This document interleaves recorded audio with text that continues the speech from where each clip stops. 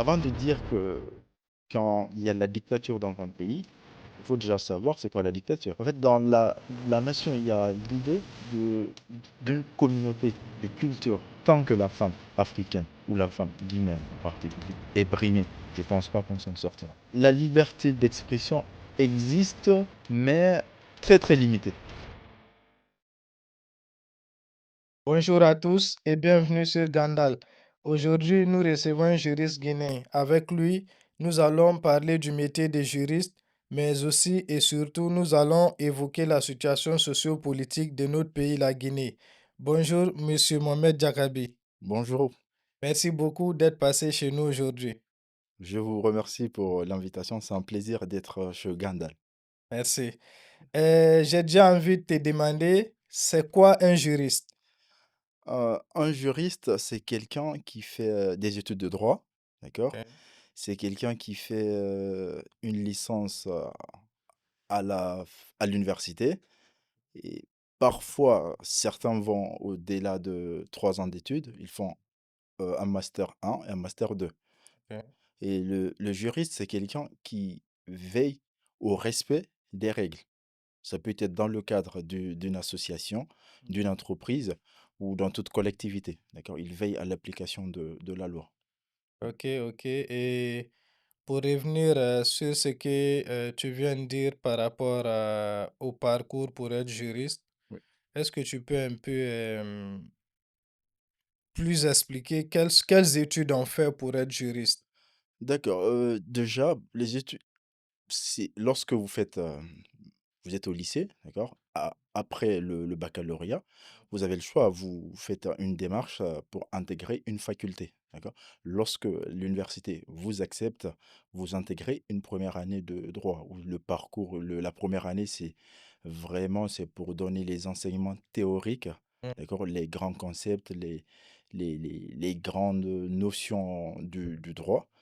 Et si, à l'issue de cette première année, si on valide le semestre, l'année, pardon, on passe en deuxième année, d'accord? C'est à ce moment-là que le raisonnement juridique s'installe, d'accord? C'est là qu'on nous apprend réellement le raisonnement juridique et ainsi de suite. On va en licence 3 et à l'issue de la licence 3, si on valide cette licence, on envisage donc, on peut postuler pour un master et à l'issue de ce master 1, on peut continuer un master 2. Et c'est à la fin de ce master 2, on peut intégrer le monde du travail après avoir réalisé un stage de fin d'études. Et le master, ça doit être forcément un master en droit? Oui, bien sûr, oui. C'est un master. Sauf si la personne qui a déjà une licence en droit décide de s'orienter, de se réorienter, pardon, pour faire un autre parcours. Et oui, on a eu des amis, des camarades qui ont eu à faire après l'obtention de leur licence, ils sont allés dans d'autres parcours, oui. Ok, comme je le disais, nous allons pas beaucoup durer sur le métier de juriste, parce que moi, ce qui m'intéresse le plus, c'est, je vais pas mentir, c'est la situation sociopolitique de la Guinée. Oui. Donc, je voudrais déjà qu'on y aille, parce qu'on a tellement de choses à dire là-dessus. Et déjà, ma première question, qu'est-ce que tu penses de la situation sociopolitique de la Guinée, là, en ce moment? Hem, Moi qui étais en Guinée il y a pas très longtemps, j'étais en Guinée au mois de novembre, d'accord? Bien avant les élections. Je sais que la situation sociopolitique est très incertaine, était incertaine en tout cas, d'accord? Mais depuis les élections, j'ose espérer, d'accord, que la situation elle a changé. Mais avec mon regard étant à l'extérieur, d'après ce que je vois sur les réseaux sociaux, bah, je pense que les Guinéens ont enfin accepté de passer à autre chose. C'est-à-dire, on était dans un régime militaire. Après ces élections, on est supposé ne plus être dans un régime militaire. Donc, Peut-on vraiment dire que les Guinéens ont accepté de passer à autre chose? je dirais oui, en tout cas dans la majorité, parce que s'ils n'avaient pas accepté, je pense qu'ils se seraient révoltés. Et Mais est-il possible de se révolter là en ce moment en Guinée? Bah, les manifestations sont déjà interdites depuis 2021. Comment pourrait-on réellement je vais dire, se révolter dans ces conditions. Après moi, je pense que c'est le peuple qui décide, d'accord, de qui sera son dirigeant, d'accord? Lorsque quelqu'un vient au pouvoir et cette personne décide d'organiser les élections, après on peut discuter des conditions dans lesquelles les élections ont été organisées, d'accord? Et que le peuple accepte en tout cas que ces élections se passent, d'accord? Et à l'issue de cela, les résultats des élections sont validés, rien ne se passe. Pour moi, c'est que c'est le peuple qui est d'accord pour que le président élu soit président. Ok, bon, ouais, parce que moi, de ce que je vois, Oui. je dirais pas réellement que le peuple a accepté, ni que le peuple est d'accord. Moi, je pense plutôt que là, en ce moment, surtout Conakry, c'est carrément une ville qui est militarisée Mhm. et les manifestations sont interdites. Donc, dans ces conditions, selon moi, on ne peut pas vraiment dire que le peuple a accepté quoi que ce soit. Et concernant les élections précédentes, je voudrais déjà te demander, est-ce que selon toi, elles ont été inclusives et transparentes? Euh, Après, j'entends très bien ta nuance par rapport à la militarisation de la ville, l'interdiction des manifestations, mais ça, c'était avant les élections. On est d'accord? Ça, c'était avant les élections. Aujourd'hui, je pense pas que si aujourd'hui une association ou un groupe de jeunes ou de femmes veulent organiser une manifestation, je pense pas qu'elle sera interdite. D'accord? Aujourd'hui? Oui, je Ben non, pense les pas. Si, manifestations sont officiellement toujours interdites. J'ai vu aucun communiqué disant le contraire. J'ai pas d'accord, encore vu de communiqué d'accord. disant que l'opposition peut manifester si elle le voulait. Oui, mais aujourd'hui, l'opposition, avant de répondre à ta question, justement, parce que aujourd'hui, l'opposition pourrait manifester pourquoi exactement? Pas parce qu'elle n'est pas d'accord avec ce qui se passe. Oui, mais les élections ont été réalisées. Bon, On est d'accord. je te donne un Euh, exemple oui, vas-y. concret. Vas-y, je t'écoute.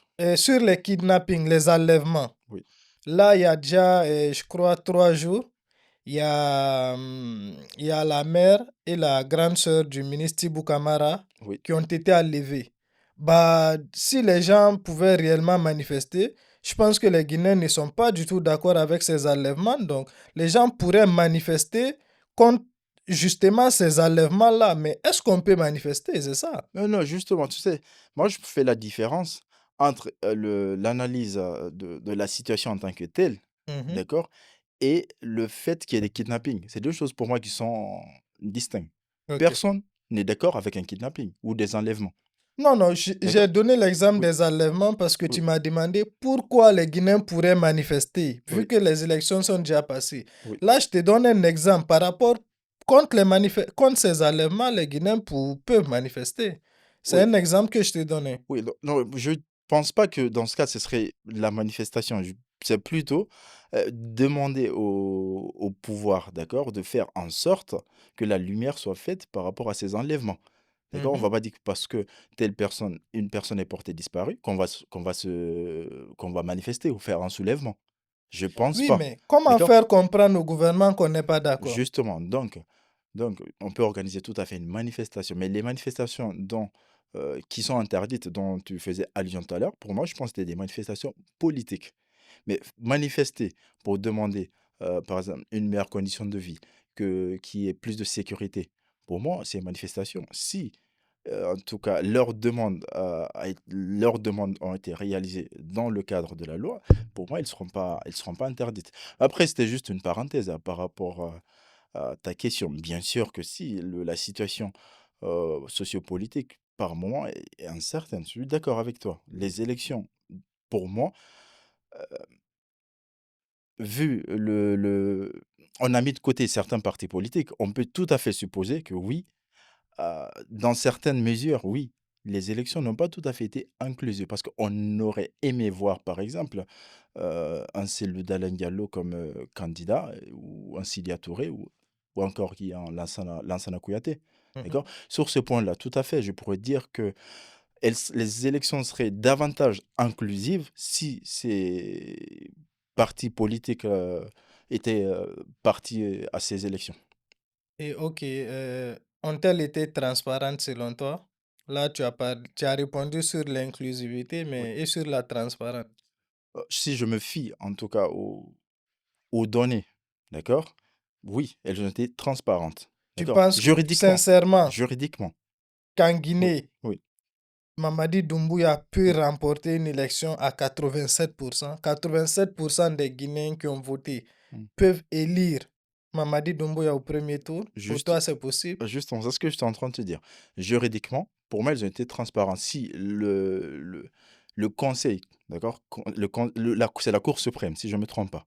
La Cour Mhm. suprême a validé les élections. Parce que pour moi, les élections ont été transparentes, d'accord? Maintenant, dans la réalité, il y Voilà, a eu moi, je te exactement, demande par oui, rapport à la réalité, oui, pas par il y a eu, rapport à ce oui. que le gouvernement, la Cour Parce que suprême, si, tout ça, c'est oui, des gens qui sont inféodés au gouvernement, donc je moi, te demande pas par rapport d'accord. à ça. J'entends ce que tu me dis, mais moi, je peux pas dire que c'est des gens qui sont inféodés parce que je n'ai pas de preuves permettant de soutenir, cette thèse. Tu penses... Je dis Ok. pas que tu as tort, peut-être que tu as plus d'arguments ou tu as des preuves permettant de soutenir, cela. Moi, j'ai pas de preuves, d'accord?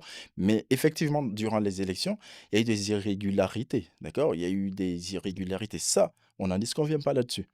Je suis d'accord avec toi sur ces points. Ok, mais est-ce que, bon, vu tout ce qui se passe depuis 2021 jusqu'à aujourd'hui, est-ce que tu penses que la Guinée est devenue une dictature? Non, parce que avant de dire que quand il y a la dictature dans un pays, il faut déjà savoir c'est quoi la dictature. Parce que dans la dictature, l'ensemble des pouvoirs sont concentrés dans les mains d'une seule personne ou d'une seule autorité, que ce soit le pouvoir exécutif, judiciaire et législatif. Or, on n'est pas dans ce cas en Guinée.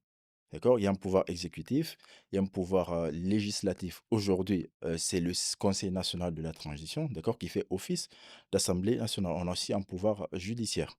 D'accord? Mhm. Et évidemment, on n'est pas dans une dictature, puisque les membres du gouvernement aujourd'hui, ils passent devant le CND pour défendre leur budget. D'accord? Réellement? Ce qui veut dire, tout à fait, oui. Ce qui veut dire que le pouvoir exécutif, d'une manière ou d'une autre, est quand même soumis au contrôle de l'Assemblée nationale, aujourd'hui le CNT. Ok. D'accord? Je dirais, maintenant, on peut tout à fait critiquer certains agissements où effectivement, on peut critiquer certaines façons de faire dans la gestion, de la chose publique. Mais c'est pas pour autant qu'on peut dire qu'on est une dictature. Dans une dictature, c'est une seule personne, une seule autorité qui décide tout, qui vote les lois, qui décide qui sera condamné, qui sera libéré. Je pense qu'en Guinée, on n'est pas encore dans cette situation. Alors, la Guinée est-elle encore une démocratie? Effectivement, c'est une démocratie, mais avec beaucoup de travail à faire. Parce que déjà, la démocratie, c'est un idéal. D'accord? Je pense pas qu'il y ait un pays aujourd'hui qu'on peut dire, démocratique à 100%. C'est-à-dire que tout est respecté. C'est un idéal, c'est le pouvoir du peuple, par le peuple et pour le peuple, d'accord? Et dans la démocratie, on vise à ce que les droits des citoyens soient respectés, que la gouvernance se fasse conformément à la Constitution, d'accord? Mais s'il y a des manquements, d'accord? Il y a un non-respect par moment, cela ne veut pas dire qu'on n'est pas dans une démocratie. C'est la démocratie, mais il faut toujours aller vers l'amélioration de ce qui n'est pas bien et ce qui n'est pas conforme à l'idée de cette démocratie-là. Oui. Ok, mais déjà, est-ce que Doumbouya avait le droit de se présenter à ces élections à cette élection présidentielle? Si on se base sur la charte, d'accord, qui a été signée oui, qui a servi en tout cas de base à la nouvelle constitution, non, aucun membre du CNRD n'était censé se présenter. Je suis d'accord avec toi sur ce point. C'est la charte qui l'a indiqué. Donc, s'il s'est présenté, en quelque sorte, oui, il allait à l'encontre de la charte. Du coup, il n'avait pas le droit. Il a- Si on se fonde effectivement sur la charte, Mais c'est oui. sur celle-là qu'on doit se fonder, non? Ou est-ce qu'on pouvait se fonder sur autre chose que Non, la charte? non, parce que la charte, elle a permis la rédaction d'une nouvelle constitution. Normalement, dans la constitution après on n'allait pas quand même tailler, une constitution sur mesure pour indiquer, aucun membre dans un article pour dire: «Aucun membre du CNRD ne se présentera aux prochaines élections». D'accord? Ça, on ne peut pas l'indiquer dans la constitution, mais dans la charte qui a servi à cette constitution-là, il était clairement indiqué qu'aucun membre ne sera, candidat. Doumbouya, il l'a même dit lors d'une interview, si je ne me trompe pas, c'était, avec RFI, si je ne me trompe pas, d'accord? Mais il a quand même dit qu'aucun membre du CNRD ne sera candidat. Donc oui, d'un point de vue moral, il y a eu, trahison de la parole, sur ce point-là. Tout à l'heure, tu disais que selon toi, la Guinée n'est pas une dictature. Oui. Mais quand on voit comment la Guinée est dirigée aujourd'hui, n'est-ce pas Doumbouya qui est le seul vraiment à décider de tout ce qui se passe en Guinée? Non, moi je suis pas d'accord avec ça. La preuve, je viens de te dire tout à l'heure que les membres du gouvernement passent devant le CNT pour défendre leur budget. Si c'est Doumbouya qui décidait tout, bah, je pense pas qu'il passerait devant le CNT. C'est Doumbouya qui déciderait le budget du ministère de l'économie, du ministère de la santé, alors que ce n'est pas le cas. Ok. Et je voulais aussi te demander, parce que tu sais, la Guinée, c'est un pays, comment dire, où je dirais la population n'a pas encore cette éducation qui permet de comprendre réellement les prérogatives et les limites du Mmh. chef de l'État. On voit souvent, par exemple, des Guinéens dire que c'est Dieu qui donne le pouvoir, c'est Dieu qui a donné le pouvoir à Doumbouya, donc à la limite, on ne devrait même pas s'opposer à lui, D'accord. où il est libre de faire ce qu'il veut. On voit Doumbouya offre des voitures, il offre des villas à des artistes, à ses soutiens. Est-ce que toi, tu penses déjà que c'est Dieu qui donne le pouvoir, comme le pensent certains Guinéens? Je Moi, je pense que déjà, il faut faire la différence entre, le pouvoir, d'accord, temporel, d'accord, et le pouvoir spirituel. C'est-à-dire, aujourd'hui, on est là dans ce monde, sensible, d'accord? Et lorsqu'on parle de Dieu, c'est dans un autre monde, d'accord? C'est pas dans ce monde-là. D'accord. Par contre, dire que c'est Dieu qui donne le pouvoir, moi, je suis pas d'accord, en tout cas dans ce monde-là. Parce que lorsque, le peuple vote un président, bah, il va pas voter, il va pas dans les urnes pour dire que c'est Dieu qui va l'élire. Il va lui-même, il prend le bulletin, il met dans le comment on appelle là? Dans l'urne? Dans l'urne, exactement. Il vote pour un candidat. Donc lorsqu'il vote pour ce candidat, est-ce que c'est Dieu qui vient à sa place pour voter? Mais non, d'accord? Et par contre, dire que la responsabilité d'un président devant Dieu, dans un autre monde, pour nous qui sommes croyants, Mhm, d'accord? mhm. Oui, ça, tout à fait, il est responsable devant Dieu. Mais, parce que on a tous été créés par Dieu, Mhm, donc on est tous responsables devant Dieu. Un président, lorsqu'il fait pas très bien son travail, d'un point de vue moral, d'un point de vue islamique par rapport à sa croyance, parce que la Guinée, c'est un pays à majorité musulmane. musulmane, exactement. Le président actuel, c'est un musulman. Donc, par rapport à sa croyance, oui, bien sûr, il peut s'attendre à être éventuellement sanctionné, mais pas dans ce monde, mais dans ce monde où nous sommes. Moi, je dirais pas que c'est Dieu qui donne le pouvoir, je dirais tout simplement que c'est le peuple qui donne le pouvoir. Mais en Guinée, est-ce que c'est déjà le peuple qui a donné le pouvoir à Doumbouya? Bien sûr. Mais Pourquoi? non. Pourquoi? Bah, il est pour- arrivé par un coup d'État. oui, Dans quel sens c'est le peuple qui lui a donné le pouvoir? justement, d'accord. Aujourd'hui, on n'est plus dans une situation de coup d'État en Guinée. On est d'accord. Mhm. Il y a eu les élections. Donc, coup d'État, c'était avant les élections. Le peuple allait voter, il est le président. Maintenant, qu'on soit d'accord avec Doumbouya ou non, il y a quand même une situation qu'il faut accepter. Il y a eu les élections. Donc, c'est le peuple qui allait voter. C'est le peuple qui lui a donné le pouvoir, dans ce cas. Ok, je comprends ça, mais et sur le fait que Doumbouya offre des cadeaux à des gens, des voitures, des choses, a-t-il le droit ou pas en tant que président? Il n'a pas le droit d'offrir les cadeaux qui, qui appartiennent. Il offre des cadeaux à travers des biens qui appartiennent à tous les Guinéens. D'accord? Un président, c'est pas parce que vous êtes président que vous pouvez faire tout ce que vous voulez avec un bien public. D'accord? Vous ne pouvez pas donner des véhicules aux gens parce qu'ils sont de votre camp politique ou parce qu'ils soutiennent votre politique. Et non, il n'a pas le droit, ça appartient à tous les Guinéens. Si le président souhaite euh, offrir, faire du bien pour sa population, c'est de mettre cet argent-là dans une politique qui permet une meilleure redistribution de la richesse. Mais ce n'est pas en donnant des voitures ou des maisons à tel ou tel individu, peu importe son bord politique. D'accord. Il n'a pas le droit. Si, après, c'est son bien personnel, d'accord, il peut le faire. Mais dans le cadre du pouvoir, il n'a pas le droit de faire des cadeaux avec les biens de l'État. Mais est-ce que ces biens qu'il donne là, on sait si c'est pas des biens personnels à lui? C'est peut-être des biens Vu, non, personnels à lui, non? vu l'importance de ces cadeaux, j'imagine le montant, ça peut pas être des biens personnels. Tu penses que Doumbouya n'a pas cette richesse-là? Je connais pas le patrimoine de Doumbouya, mais offrir régulièrement des voitures, euh, des maisons, je pense que seul l'argent public pourrait le faire. D'accord? En tout cas, cette capacité à offrir facilement, même KPC qui est très très riche, d'accord? Il n'a pas cette facilité à donner aussi que Doumbouya.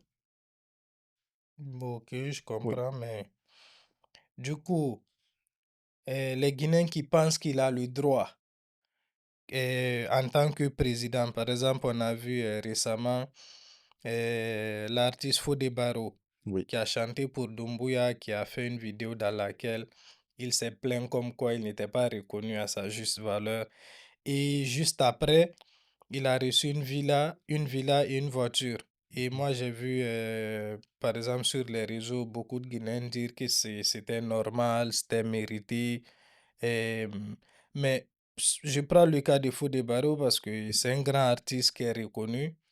Même dans ce cas-là, toi, pour toi, Doumbouya devait pas lui donner ces cadeaux-là? Pour moi, non. D'accord? Si on reste. Déjà, est-ce que Fodé Barro, il est plus guinéen que toi, que moi, qu'une autre personne? Non. Non? Par contre, puisque c'est quelqu'un qui qui chante, d'accord? D'une manière ou d'une autre, il fait de la promotion de la culture guinéenne, d'accord? Si on veut aider les artistes, c'est pas par ce biais-là, d'accord? Il y a un ministère qui est chargé pour ça. Il faut créer, mettre en place des systèmes qui permettent d'assurer une meilleure, c'est pas que les artistes profitent de leur, travail, d'accord?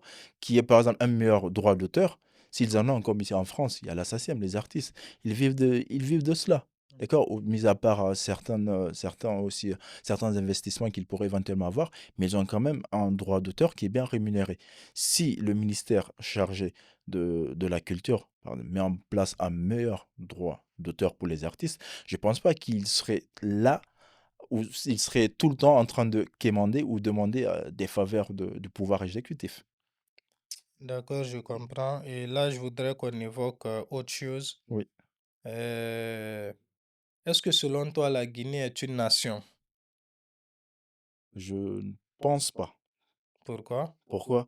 Parce que, une nation suppose que, en fait, dans la nation, il y a l'idée d'une communauté de culture, par exemple, d'accord? De pratiques, de façon, de manière de faire. Or, en Guinée, on a plusieurs ethnies, d'accord? Et la différence, elle est palpable, elle est visible, d'accord? Les Peuls ont une manière de faire, les Soussous, pareil, et les Malinké, pareil, ainsi de suite, d'accord?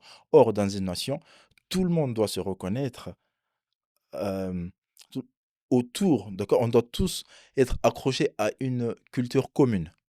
Or, en Guinée, moi, à mon avis, il n'y a pas de culture commune. Oui, il y a plusieurs Il y a cultures. plusieurs, exactement, il y a plusieurs cultures. Or, dans une nation, il faut qu'il y ait une culture commune. Mais cette pluralité de cultures n'est pas un problème, d'accord? Mais plutôt, pour moi, c'est d'ailleurs une richesse. Ok. D'ailleurs, Amadou Pateba disait que la beauté d'un tapis résulte de la diversité de ses couleurs.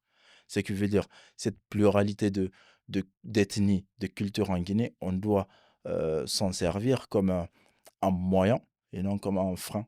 pour, développer le pays et promouvoir, éventuellement, nos façons de faire. Et du coup, concrètement, qu'est-ce Oui, qu'on pourrait faire oui. pour devenir une nation en Guinée? Déjà, je ne pense pas qu'on peut décréter ou prendre une décision pour dire dès demain ou dès demain on sera une nation. Ça se passe pas comme ça. Le problème est que, la Guinée, c'est un pays qui est né de la colonisation. Mhm, On est d'accord? Et la colonisation, lorsqu'elle est arrivée dans nos pays, elle n'a pas pris le temps de limiter ou de partager le territoire, selon les nations, selon les communautés, d'accord? Elle a juste tracé, une ligne et se dit: dès aujourd'hui, cette partie m'appartient et l'autre côté appartient à notre colon, d'accord? Et les certaines communautés se sont donc vues, bah, séparées. Une partie, des Peuls sont retrouvés peut-être au Sénégal, une autre en Guinée. Il y a des Malinké qui sont au Mali et en même temps ils sont en Guinée. D'accord? Vous allez au sud, il y a des forestiers qui sont très proches de la Côte d'Ivoire. Ouais. Et donc mhm.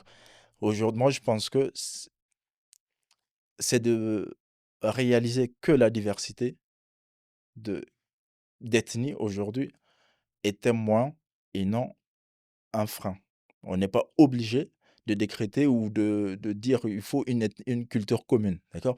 Mais je pense que sur le long terme, d'accord, une culture commune pourrait, naître de l'échange qu'il y a entre ces différentes, ethnies et cultures que nous avons dans nos Dans pays, le long terme, sur le long terme, exactement, j'y crois, oui.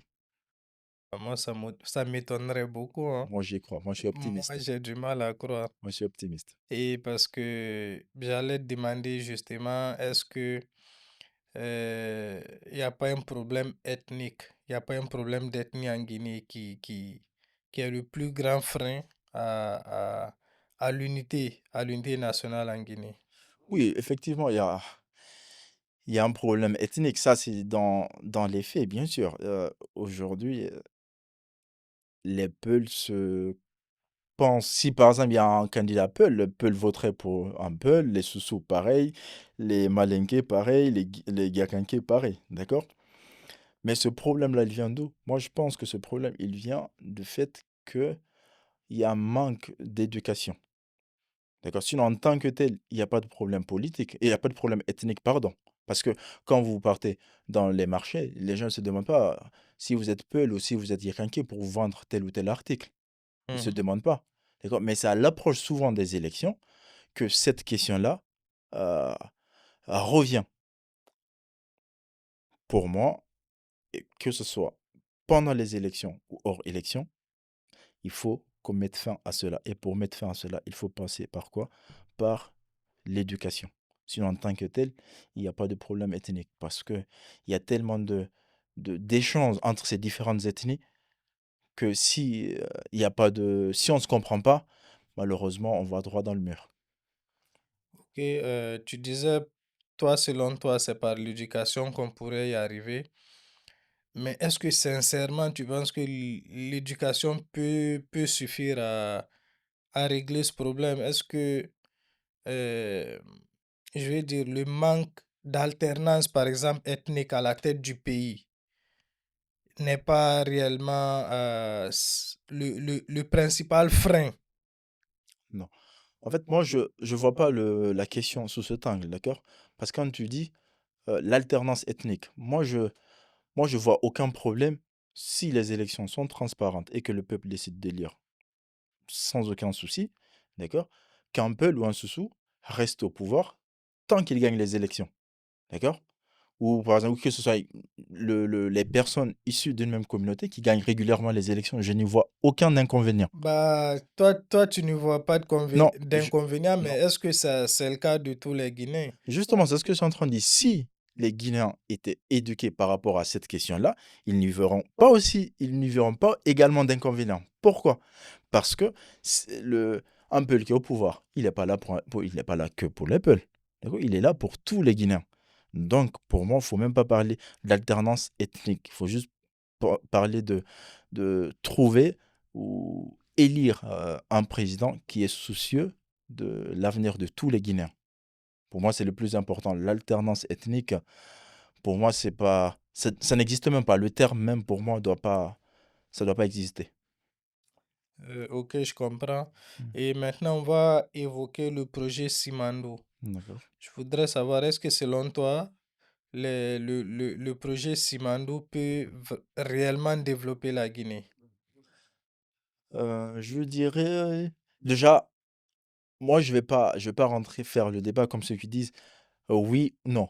D'accord? Ou Mhm, parce qu'on a 15, c'est pas énorme par rapport au projet dans son ensemble, d'accord? mhm. Déjà, il faut rappeler que Simandou, c'est un projet d'exploitation, d'un gisement de minerai de fer Oui, dans le oui, oui. sud, exactement, dans le Mhm. sud de la Guinée, d'accord? La Guinée il gagnera 15 dans ce projet, chaque année, d'accord? C'est qui, je pense, à peu près, qui fait 1,5 milliard de dollars, si je ne me trompe pas, ou d'euros, je sais plus. Ok. Donc et le problème c'est de savoir si les 15 qu'on gagne dans ce projet-là nous permet de faire face aux défis qui s'imposent à nous, notamment dans le domaine éducatif, dans la santé, l'autosuffisance alimentaire, d'accord? Je pense que les 15 sont pas suffisants pour faire face aux nombreux aux nombreux défis, pardon, qui s'imposent à la Guinée. Sauf si, certains pensent que la Guinée se limite à Conakry, d'accord? Mhm. Par contre, une gestion rationnelle, d'accord, de ces 15, je pense que avec ces 15, on peut faire beaucoup de choses si la gestion, elle est bien rationalisée et que, ça va dans les secteurs clés. On peut faire énormément de choses et enclencher vraiment, heu, mettre en tout cas en place, un processus de développement concret et sérieux. Par exemple, le secteur minier Mmh. et le secteur, je dirais, de l'agriculture. Lequel, selon toi, est plus en mesure de favoriser le développement de la Guinée s'il était vraiment bien exploité? Après, je pense que, si on parle de développement, pour moi, le développement humain est plus important que le développement matériel, d'accord? C'est-à-dire, C'est-à-dire la création d'emplois, d'accord? Créer de l'emploi, que les gens aient du travail, qu'il y ait des jeunes qui soient occupés vraiment à, à apporter de la richesse pour le pays, d'accord? Je trouve que cela est plus important que, les infrastructures, d'accord? Bien sûr que dans les mines aussi, il y a de l'emploi, d'accord? Mais un pays ne peut pas se développer sans autosuffisance alimentaire, ok. d'accord? On peut pas se développer en important plus qu'on ne produit. Il faut produire la majorité de ce qu'on consomme. C'est à ce moment-là qu'on pourrait parler d'autosuffisance. Et je pense que, aujourd'hui, il y a le domaine minier qui est là, on ne peut pas s'en passer. C'est un domaine qui peut nous rapporter énormément, mais je pense qu'il faut faire, c'est d'investir ce qu'on gagne dans ces projets-là, dans l'autosuffisance alimentaire. Parce que en consommant ce qu'on cultive, on crée de la richesse, on crée de l'emploi et je pense d'un point de vue, national, c'est aussi une satisfaction de se dire: «Oui, je me nourris, à majorité». Mais justement, avec le projet Simandou, est-ce que selon toi, le gouvernement guinéen n'est pas en train je veux dire, vu la communication, vu tous les moyens qui sont mis en place pour le projet Simandou, est-ce que le gouvernement guinéen n'est pas en train de négliger les autres domaines, notamment l'agriculture, l'élevage, l'artisanat, la pêche? Non, je dirais pas ça, parce que normalement, dans le projet Simandou, oui, il est tout à fait prévu d'injecter les revenus issus de ce projet dans ces domaines, notamment l'éducation, l'agriculture, la santé. Je dirais pas. Donc, ce qu'il faut faire, c'est d'attendre qu'on commence à voir les fruits pour pouvoir juger le, ces projets-là, d'accord? Si l'application ou la mise en place a été effective ou non. Pour le moment, on peut pas. Mais sinon, c'est bien dans les plans de, en tout cas d'exploitation dans le projet Simando, effectivement, il est prévu dedans ces points. Ok, là je voudrais qu'on parle de la condition de la femme guinéenne. Mm. C'est bientôt la journée internationale de la femme. Déjà, qu'est-ce que tu penses de la condition de la femme guinéenne aujourd'hui, en 2026? Je pense il y a un petit pas. D'accord? Je ne dirais pas qu'il y a eu un grand pas. D'accord? Aujourd'hui, on voit de plus en plus de femmes qui prennent la parole, qui entreprennent, qui se battent pour d'autres femmes. Ça, c'est quelque chose à saluer. D'accord? Mais faut pas oublier, faut pas perdre de vue que la condition de la femme en Guinée, elle est critique. Elle est critique parce que nous avons des femmes qui sont mariées par force, contre leur volonté, ou lorsqu'elles viennent à présenter un homme à leur famille, la famille ne veut pas de cet homme-là, alors que c'est ce que elle souhaite. D'accord? Aussi, il y a des mutilations génitales féminines, qui est quelque Déjà, chose. sur le cas du Oui, mariage, je voulais juste savoir, avant qu'on d'accord, revienne sur les mutilations, d'accord, avoir ton avis sur un cas concret. d'accord. Tu sais, on avait suivi en Guinée le mariage entre le journaliste d'Espace FM, là, Oui, Tamba Zakari Tamba Milimolo. Oui, Zakari, avec sa femme, là, une fille Peul. tout à fait, oui. Et peut-être tu as suivi l'histoire. Oui, j'ai vu ça sur les réseaux C'est une sociaux. fille Peul. En parlant de ça, je viens de la même sous-préfecture qu'elle. Ah, Et donc, ses parents se sont opposés au mariage. Et elle a quand même décidé de se marier sans l'accord de ses parents. Et aussi, Tamba, on peut dire qu'il a forcé, il avait reçu aussi beaucoup de soutien, beaucoup de critiques. Quel était toi ton avis sur ce cas précis? bon, mon avis, c'est Par rapport à ce mariage-là. par rapport à ce mariage. Oui. Bah, si deux personnes qui sont majeures décident de se mettre ensemble, célébrer leur mariage, je n'y vois aucun problème. C'est des grandes personnes. Moi, je n'ai pas à dire que la femme, elle a eu tort d'épouser Tamba Zakari Milimolo. Ce ne- Même sans le soutien, même parce que je crois qu'elle avait coupé les relations avec sa famille en se mariant avec lui. Par contre, je pourrais, Tamba pourrait, je sais pas hein, s'il l'a fait, d'accord? Ou peut-être la fille elle-même, elle peut le faire. Amener la famille à comprendre que oui, Tamba, c'est l'homme que je vais épouser. Et donner pourquoi, et indiquer pourquoi c'est cet homme qu'il me faut dans ma vie. Moi, je vois Je aucun pense qu'il y inconvénient. avait déjà le problème religieux, parce que tu sais que dans l'islam, Oui, un chrétien, un homme chrétien, oui, n'a pas le droit de marier une femme musulmane. oui, Et donc ce problème-là se posait déjà. Elle est musulmane, Tamba, il est chrétien. oui. Donc il y avait déjà ce problème-là. Donc Mm. en aucun cas, c'est les parents de la fille Oui, n'auraient accepté ce mariage-là. Et donc, je t'ai dit ça parce que là, tu m'as dit qu'elle pouvait faire comprendre à ses parents. Mais juste pour te dire que ses parents n'auraient pas pu oui, comprendre parce qu'il y avait déjà cet obstacle-là, dès le départ, quoi. oui. Maintenant, c'est à chacun de.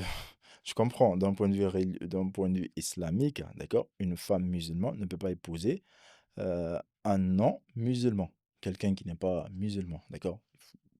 Un homme, par contre, il peut épouser une femme chrétienne, juive ou oui, c'est ça, Bien sûr. bien sûr. Et donc, moi, je vois aucun problème avec ça. C'est à la femme d'assumer son choix devant son Dieu, d'accord? Ok, ok. Bah, je comprends. Et Bah, justement, pour continuer dans le sens de la condition des femmes, oui, je oui, dis qu'il y oui, a des vas-y. mariages, il y a des mariages forcés, des mariages où on refuse aux femmes certains mariages, le cas de Tamba Zakari Milimolo, par exemple, d'accord? Au-delà de ça aussi, il y a la violence dans les couples, la violence conjugale en Guinée, Déjà malheureusement. Et sur le donc, mariage si je peux, précoce. oui, si je vais finir ça, je Vas-y, finis ok, par vas-y. rapport aux violences conjugales et après, Conjugal, oui. je reviendrai sur le mariage précoce si tu me le permets, bien sûr. Et Je vais te raconter une histoire, d'accord? Sûrement, tu l'as eu sur les réseaux sociaux. Il y a une chanteuse guinéenne qui s'appelle Guil Kababintou, Bien d'accord? sûr, Qui a subi des violences conjugales. OK. Et elle a partagé les photos sur les réseaux sociaux, d'accord? Mais ce qui m'a surpris, moi, c'est de voir des femmes, tu vois, qui elles-mêmes subissent ces violences-là, se mettre avec des hommes pour combattre ou attaquer une autre femme qui est victime de violences conjugales. C'est là que tu te rends compte que le problème, il est très ancré, d'accord? Et il faut toute une pédagogie pour faire comprendre à ces femmes-là qu'il n'est pas normal qu'un homme tape sa femme.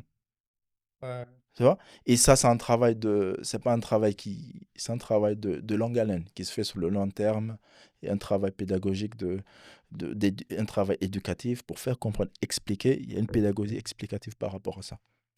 Et malheureusement, euh, on a du chemin à faire. Mais certaines femmes font le pas déjà et ça, c'est salutaire. Oui, et notamment sur les violences conjugales. Oui.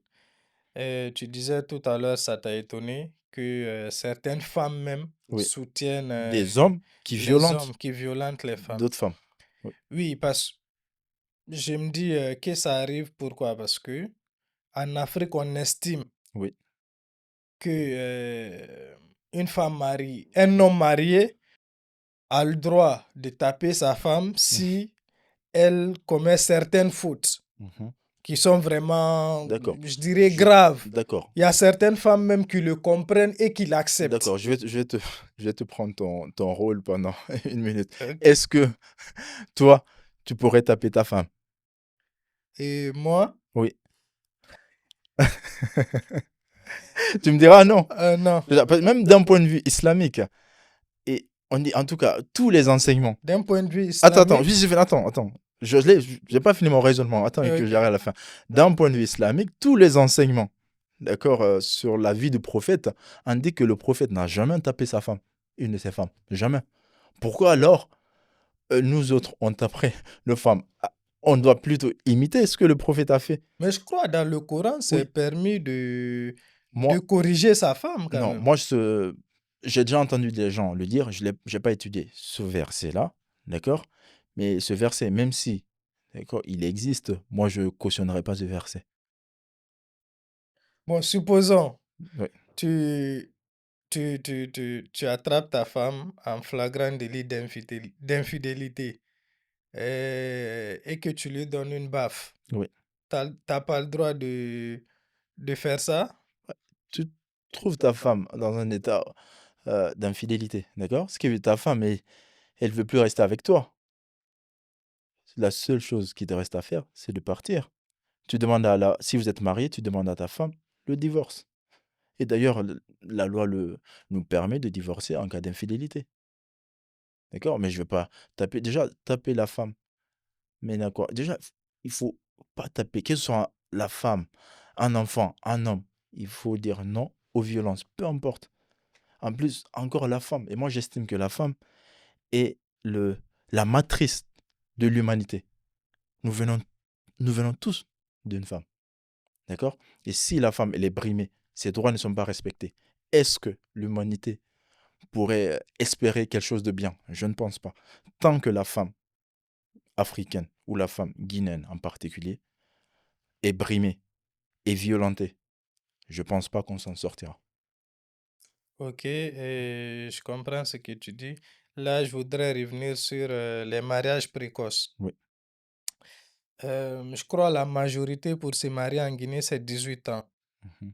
pour une fille. Je ne sais pas ces Oui, derniers oui, temps je si ça. pense, c'est D'accord, je n'ai 18. pas l'information. Mais moi, je L'information. voulais avoir ton avis. Est-ce qu'une fille de 17 ans n'aurait pas le droit de se marier si elle aime un homme? Ou 16 ans, 17 ans, par exemple? D'accord. Oui, c'est une question qui peut être posée, d'accord? Parce que déjà, tu me dis que la majorité, c'est 18 ans. Oui, je pense, ouais. L'âge, en tout cas, légal pour pouvoir se Pour marier, c'est pouvoir se 18 ans. marier, oui. D'accord, je vais vérifier ça après parce que je n'ai pas une information précise là-dessus. D'accord, et si c'est 18 ans et qu'une fille qui a 17 ans souhaite se marier à 17 ans, il faut que si c'est régulier, d'accord, si c'est fréquent, en Guinée, il va falloir que nos législateurs, par exemple, y pensent. Parce qu'aujourd'hui, on voit que les jeunes, les filles d'aujourd'hui, d'accord, une fille de 17 ans d'aujourd'hui n'est plus la fille de 17 ans d'il y a 10 ans ou il y a 20 ans. D'accord? Aujourd'hui, les morphologies ne sont pas les mêmes. Même en France, ici, il y a même eu un travail, une réflexion par rapport à ça, pour revoir le consentement sexuel, si je peux m'exprimer ainsi. D'accord? Ils ont revu ça, je pense, si je ne me trompe pas, c'est 16 ou 17 ans. Mais ça dépend des cas. S'il n'y a pas de lien entre, un lien entre la fille et son partenaire, d'accord? Mhm. Mais s'il y a un lien d'ascendance, par exemple, c'est interdit, il me semble. Et il faut réfléchir par rapport à ces questions, revoir s'il y a une possibilité que l'âge minimum pour se marier soit revu à 17 ou 16 ans. Puisqu'aujourd'hui, on voit des filles de 16 ans, 17 ans, et qui sont, euh, pour moi, je dirais qu'ils sont des femmes. D'accord? Et ça, il faut y réfléchir. Ouais, je te Maintenant, si la demande loi, ton avis parce que tu vois, là aussi, il y non, a... parce que là, je te dis, moi, je te dis ce que dit la loi, Mhm, d'accord? Et mhm. maintenant, mon avis personnel, ce serait, si la loi l'interdit, je vais pas aller à l'encontre de la loi, mais je vais inviter les gens à y réfléchir pour pouvoir modifier la loi s'il le faut. Oui, parce Mm, qu'il y avait eu un cas en Guinée mm. où une fille de 17 ans s'était mariée Oui, et il y a une association qui défend les... J'ai oublié le nom de je l'association, pense que mais j'ai vu c'est ça. celle de Hadja Idriss Abba, J'ai vu sur les réseaux Club sociaux des aussi. jeunes filles de Guinée, voilà, Exactement. je me rappelle là, qui s'était levé comme quoi ça Mm. se faisait, c'était pas normal le mariage, elle a 17 ans, l'âge légal pour le mariage c'est 18, et la fille elle-même, elle a fait une vidéo. Elle a dit, j'ai 17 ans, mais personne ne m'a forcé. Oui. C'est mon choix, j'aime mon mari. Elle avait même inventé Oui, non, mais fala, fada. ah, l'enfant, la Ah, fada, tu fada, vois, quand tu même. vois. Et donc, finalement, les filles même qui voulaient la défendre, bah, elles ne pouvaient plus. Mhm. Elles ont dit, mais la fille elle-même, elle dit, elle veut. Personne ne l'a forcé, c'est Oui, son propre choix. oui. Même si elle n'a pas 18, qu'est-ce qu'on peut faire? Bah, finalement, ils ont lâché l'affaire. Et donc, moi, je pense qu'à partir de 16 ans, parce que tu peux voir des filles de 16 ans, comme tu as dit, c'est déjà des femmes physiquement Mhm. et même mentalement, Oui. et si en tout cas elles aiment l'homme et elles n'ont pas été forcées, on ne devrait pas les empêcher de se marier sous prétexte qu'elles n'ont pas 18 ans. Je suis d'accord avec toi, hein, c'est ce que j'étais en train de dire. Si la loi dit qu'il ne faut pas se marier en dessous de 18 ans, d'accord, elle s'est mariée avant ses 18 ans, mais elle était consentante. Elle n'a pas été forcée. Et donc, c'est justement c'est pourquoi je dis il faut revoir la loi ou trouver en tout cas euh, des exceptions dans la loi lorsque la personne elle est consentante et mentalement elle est accomplie, d'accord? Et que mentalement elle soit en mesure de donner son consentement sans pression de la famille. Si c'est le cas, je pense qu'il n'y a pas de problème pour moi. Et par rapport à Mm. l'excision, qui est, comme tu sais, qui est vraiment Oui, les une mutilations coutume génitales. Oui. qui est ancrée chez nous, et je dirais même, les gens de chez Après, nous ça commence à considèrent changer de que plus en plus. c'est, c'est, c'est l'islam qui le demande et tout ça. Ce n'est pas l'islam. Non, Oui, j'ai dit certaines oui, tout à personnes fait. Oui, pensent oui. que c'est Oui, je l'islam reprends. et du coup, toi, tu me dis que c'est pas l'islam, Non, t'es sûr? je suis sûr. Je ne suis pas un fin connaisseur de l'islam, d'accord? Mais je ne vais aucun, d'accord, théologien ou imam dire que c'est l'islam qui recommande d'exciser les femmes. Ça n'existe pas. Et pourquoi les gens le font chez nous alors? C'est culturel ou c'est dans le coutume, c'est ça? Et c'est fait dans quel but? Dans quel but? Après, pour moi, il y a pas de but, il y a pas de raison valable à ça. Parce que tu enlèves, heu, un organe d'une personne, ça ne se fait pas, Mais d'accord? s'ils le font, il y a Le bien un but, c'est quoi? Le but. but, c'est quoi? C'est oui, il y a bien un but. Mais d'après mon expérience, le but, c'est de, diminuer l'appétit sexuel d'une femme. Ça, c'est criminel pour moi. Parce que tu empêches une femme de jouir pleinement de son corps que Dieu lui a donné. C'est Pour moi, c'est quelque chose d'insensé, je peux pas le comprendre. Pour toi, il n'y Oui, aurait aucune raison à faire ça? c'est la seule raison, il y a pas une autre raison. Non, non, non, je vais dire Oui. oui, je sais, Mmh. pour contrôler, mais Bah, ceux qui le font, ils peuvent te dire, ouais, on le fait parce qu'on voudrait pas que nos filles, bah, qu'elles tombent enceintes à 15 ans ou Mais qu'elles Jules, deviennent des genre, femmes, franchement, qu'elles fassent n'importe quoi, quoi. Jules, mais sérieusement, tu penses que c'est un argument valable? Mais c'est pas, c'est pas un argument. Et ça l'est peut-être, je sais pas, Non, moi. ce n'est pas un argument, c'est tout simplement, ça cause quoi?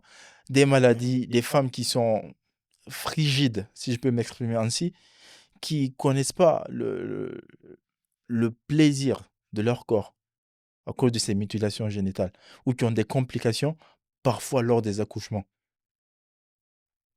Il y a, pour moi, d'ailleurs, pour mieux comprendre, demandons les femmes. La plupart les femmes, elles te diront que c'est quelque chose qui n'a aucun intérêt. Le plus important, c'est quoi? Oui, C'est mais de, pourtant, oui, c'est les mères c'est les mères de ces filles-là qui les envoient se faire exciser, non? mais pourquoi la mère, elle fait ça? Même Oui, si je sais aujourd'hui, pas. excuse-moi, même aujourd'hui, il y a un changement quand même par rapport à ça. Il y a des femmes qui s'opposent, qui refusent même que leur fille soit excisée, d'accord? Mais pourquoi elles le font? Je sais C'est parce pas. qu'elles-mêmes, elles l'ont subi. Tu Et vois? elles l'ont subi, et Oui. si elles décident de le faire de le faire à leur fille, c'est parce que peut-être elles en ont vu les bénéfices, quoi, C'est le bon côté. c'est quoi les bénéfices pour toi? Il y en a pas. Moi, je sais pas. Mais Non, si, non, je t'ai dit, si une fille, elle a subi l'excision, oui, et après, elle a grandi, elle s'est mariée, elle a eu des filles, elle a décidé d'exciser ses filles, c'est qu'elle a vu l'importance du fait qu'elle a été excisée. oui. Sinon, Mais elle l'aurait pas fait, non, non? non. C'est comme tu sais, quand tu es dans une société, souvent dans nos sociétés, les gens fonctionnent euh, selon les regards des autres. D'accord? Parce que mon père l'a fait, je vais le faire. D'accord? Sans se questionner sur les inconvénients ou les avantages. Je pense qu'en grande partie, c'est cela. Sinon, on demande les médecins. Les médecins, pardon, c'est des spécialistes. D'accord? Et ils savent ce qui est bien pour le corps ou non. Bah, aucun médecin ne te dira que les mutilations génitales féminines ont des avantages. Ça n'existe pas. D'accord? En D'accord. plus, pour moi, ça n'existe. C'est tout simplement bah, éduquer les gens à comprendre le fonctionnement de leur corps. Pour moi, c'est le plus important.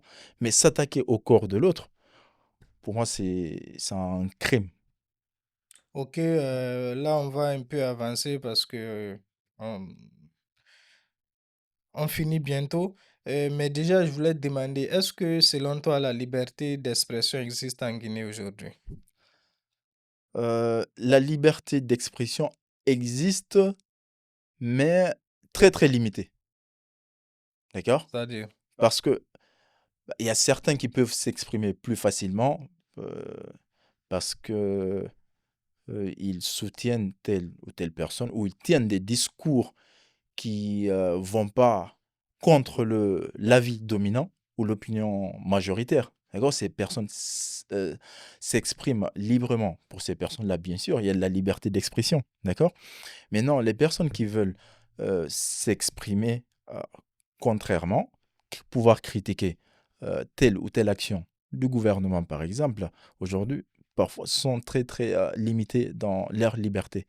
Et sur ce point-là, on a du travail à faire car la liberté d'expression, ce n'est pas seulement écouter ou accepter qu'on dise ce qui nous arrange, c'est aussi écouter la différence, l'argument contraire, les critiques. C'est aussi ça, la liberté d'expression.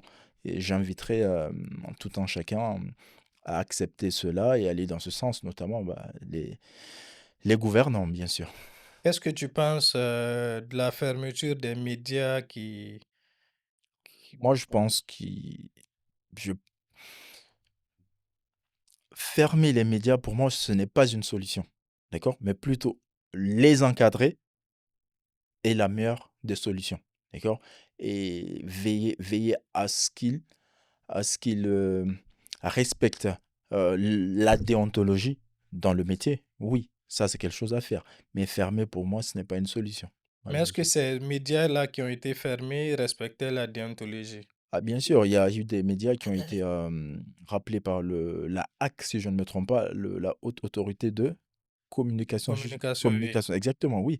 Il y a eu des journalistes parfois qui faisaient qui diffusaient des, informations qui n'étaient pas vraies, d'accord? Ou pas vérifiées.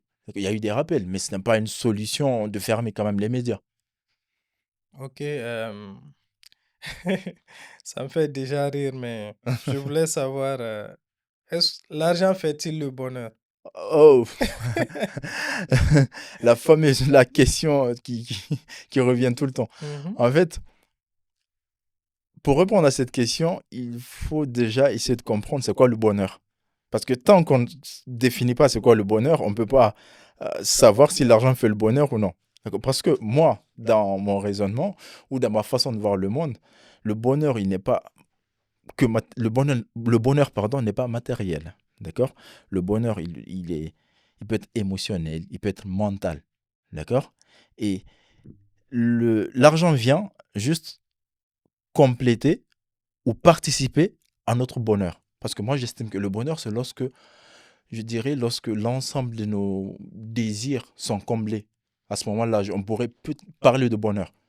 Parce que je peux avoir de l'argent, d'accord, mais j'ai un besoin émotionnel qui n'est pas comblé. Parce qu'on peut tout à fait avoir de l'argent, mais ne pas être comblé émotionnellement, d'accord, ou mentalement. Je peux avoir de l'argent, mais j'ai besoin d'apprendre, avoir plus de savoir. Et si je n'ai pas ce savoir, ce qui veut dire il y a quelque chose qui me manque. Est-ce que le fait d'avoir l'argent dans ce cas fait mon bonheur? Non. Donc l'argent participe au bonheur, mais à lui seul, il ne permet pas d'avoir le bonheur. Je pense pas que beaucoup de personnes seront d'accord avec toi. Effectivement, c'est pourquoi je fais l'effort de nuancer au maximum.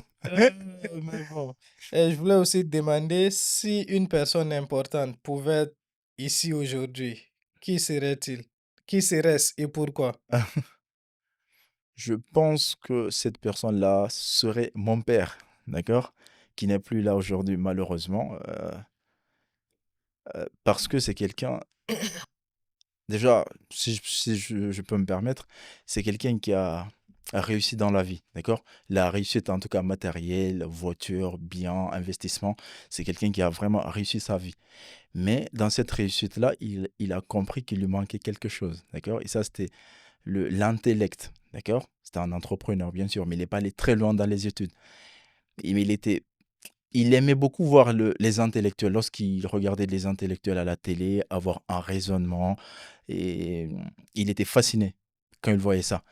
Et donc, qu'est-ce qu'il a fait? Il a donc envoyé tous ses enfants à l'école, il nous a tous éduqués pour qu'un jour, on puisse aussi tenir des réflexions, d'accord, des analyses, et tenir un discours, soutenir le pour ou le contre d'une idée. Et malheureusement, aujourd'hui, il n'est pas là, il est parti.